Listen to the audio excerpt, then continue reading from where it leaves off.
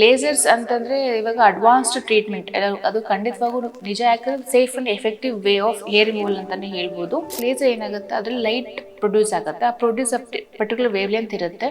So ಎಷ್ಟೋ ಜನ ತುಂಬ ಹೈ ಎಕ್ಸ್ಪೆಕ್ಟೇಷನ್ ಇಟ್ಕೊಂಡು ಕೂಡ ಬರ್ತಾರೆ. ಗ್ರ್ಯಾಜುಯಲ್ ಆಗಿ ಪರ್ಮನೆಂಟ್ ಆಗಿ ನಿಮಗೆ ಹೇರ್ನ ರಿಮೂವ್ ಮಾಡ್ಕೊಡ್ಬೋದು. ಸೊ ಇವಾಗ ಲೇಸರ್ ವೆರಿ ಇಂಪಾರ್ಟೆಂಟ್. ಯಾರೇ ಬಂದರೂ ಪೇಷಂಟ್ಸು ಕೇಳಿದ್ರು, ಮೇಡಮ್ ಲೇಸರ್ಸ್ ನಿಮ್ಮ ಹತ್ರ ಅವೈಲಬಿಲಿಟಿ ಇದೆಯಾ? ಸೊ ಅವರಿಗೆ ಲೇಸರ್ಸ್ ಅಂತಂದರೆ ಇವಾಗ ಅಡ್ವಾನ್ಸ್ಡ್ ಟ್ರೀಟ್ಮೆಂಟ್ ಅದು ಖಂಡಿತವಾಗೂ ನಿಜ. ಯಾಕಂದ್ರೆ safe and effective way of hair removal ಅಂತಲೇ ಹೇಳ್ಬೋದು.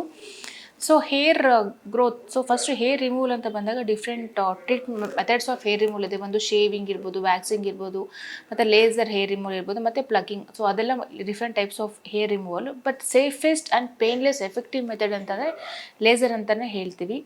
So first of all laser ಹೇಗೆ ವರ್ಕ್ ಆಗುತ್ತೆ ನಮ್ಮ ಕೂದಲು ತೆಗೆಯೋದಕ್ಕೆ ಅಂತೇಳಿ, ಲೇಸರ್ ಏನಾಗುತ್ತೆ ಅದರಲ್ಲಿ ಲೈಟ್ ಪ್ರೊಡ್ಯೂಸ್ ಆಗುತ್ತೆ. ಆ ಪ್ರೊಡ್ಯೂಸ್ ಪರ್ಟಿಕ್ಯುಲರ್ ವೇವ್ ಲೆಂತ್ ಇರುತ್ತೆ.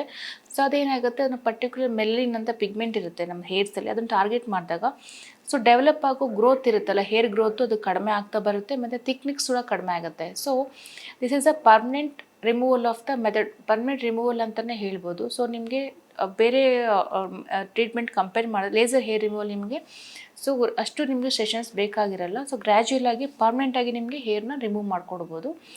And also patients less than 15 years ನಾವು ಅಡ್ವೈಸ್ ಮಾಡಲ್ಲ. ಮೇ ಬಿ ಆಫ್ಟರ್ 15 ಇಯರ್ಸ್ ಆಗಿ ನಾವು ಟ್ರೀಟ್ಮೆಂಟ್ ನಾವು ಸಜೆಸ್ಟ್ ಮಾಡ್ತೀವಿ.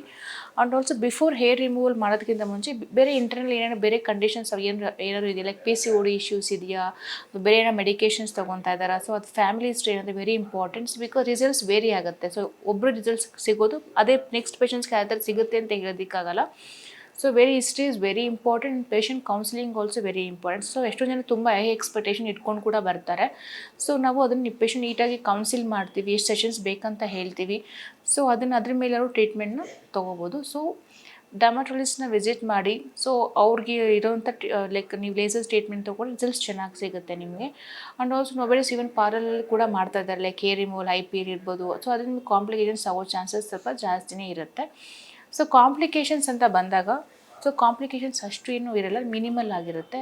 ಸೊ ಫೇರ್ ಸ್ಕಿನ್ ಇರೋರಿಗೆ ಸ್ವಲ್ಪ ಕಾಂಪ್ಲಿಕೇಶನ್ಸ್ ತುಂಬ ಜಾಸ್ತಿ ಇರುತ್ತೆ. ಯಾಕಂದರೆ ಫೇರ್ ಸ್ಕಿನ್ ಇರೋದ್ರಿಂದ ಪಿಗ್ಮೆಂಟೇಷನ್ ಆಗಿರ್ಬೋದು, ರೆಡ್ನೆಸ್ ಆಗಿರ್ಬೋದು ಸ್ವಲ್ಪ ಕಾಣಿಸ್ಕೊಳ್ಳುತ್ತೆ. So other than this, so hair removal ಅಂತ ಬಂದಾಗ laser is a best way to get the hair removal done ಅಂತಲೇ ಹೇಳ್ಬೋದು. Thank you.